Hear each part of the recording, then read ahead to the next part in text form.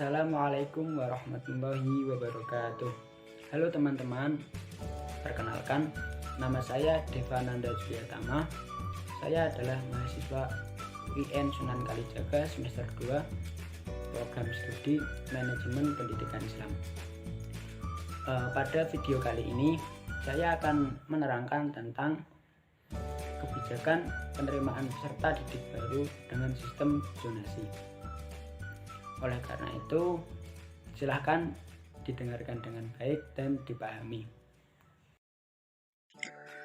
Baik, saya akan menerangkan tentang kebijakan penerimaan peserta didik baru dengan sistem zonasi.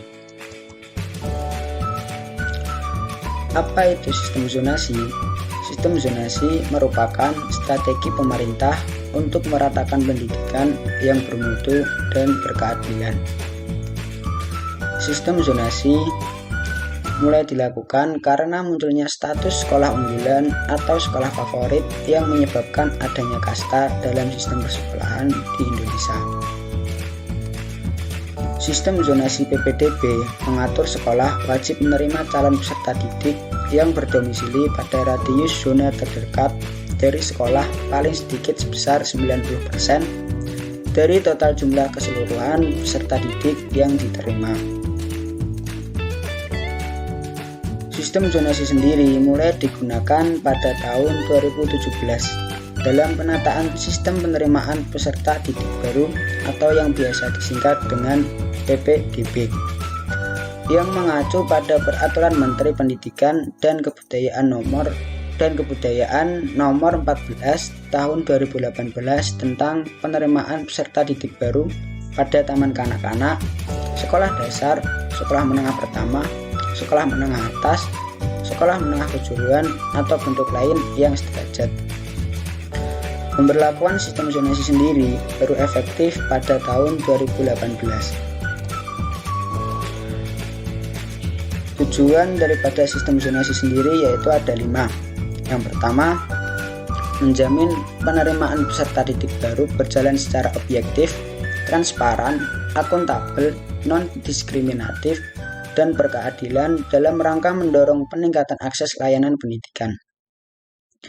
Yang kedua, menjamin ketersediaan dan kesiapan suatu satuan pendidikan, khususnya sekolah negeri, untuk dapat memberikan layanan pendidikan yang berkualitas.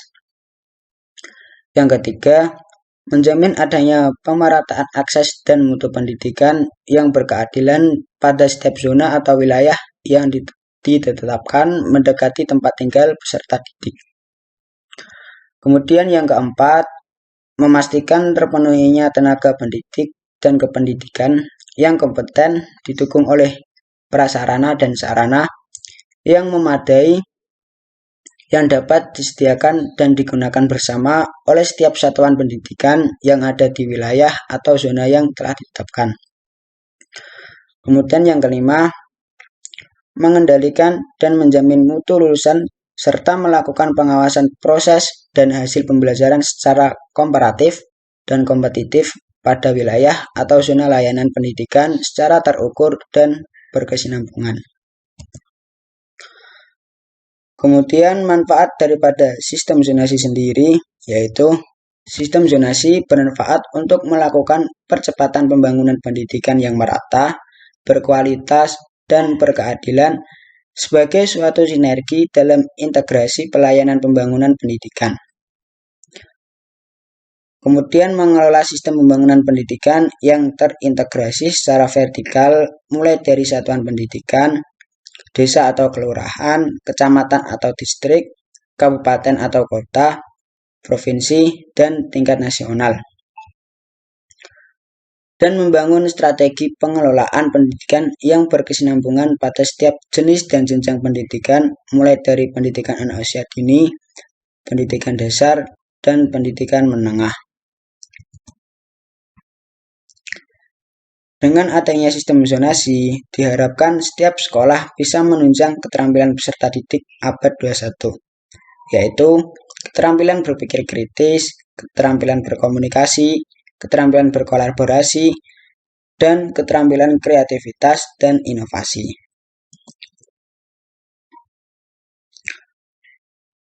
pro dan kontra atas adanya sistem zonasi. Yang pertama, pro. Masyarakat yang pro dengan sistem zonasi disebabkan karena sebagai berikut. Yang pertama, dengan sistem ini kita tidak lagi mengenal istilah sekolah favorit karena semua sekolah akan memiliki standar dan mutu yang sama seperti yang telah ditetapkan oleh pemerintah. Yang kedua, sistem ini juga mendukung pemerataan siswa di sekolah-sekolah sehingga tidak perlu lagi ada sekolah yang harus ditutup karena kekurangan siswa. Kemudian yang ketiga, para siswa di sekolah-sekolah yang bukan favorit jadi memiliki kesempatan untuk meningkatkan kompetensi mereka karena ada teman-teman mereka yang pintar, yang bisa menjadi mentor sebaya.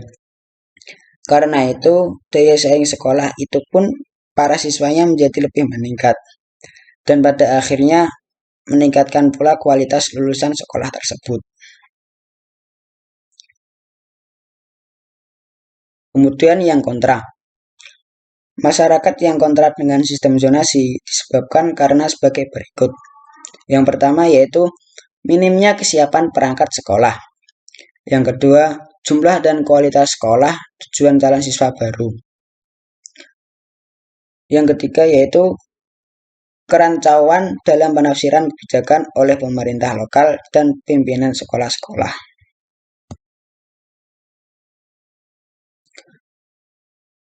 Kemudian solusi atas ragam tanggapan sistem zonasi. Solusi untuk merespon tantangan tersebut adalah dengan mengkampanyekan kebijakan sistem zonasi lebih dini dan melakukan penajaman kebijakan operasional di daerah. Agar sistem zonasi dapat diterima masyarakat dan implementatif dalam jangka panjang, pemerintah hendaknya menerjemahkan tujuan dan sasaran kebijakan sesuai dengan kondisi lokal, mengkomunikasikan kebijakan sistem zonasi secara akurat, dan melibatkan masyarakat melakukan pemantauan dan evaluasi. Terima kasih. Apabila ada kekurangan, saya mohon maaf yang sebesar-besarnya.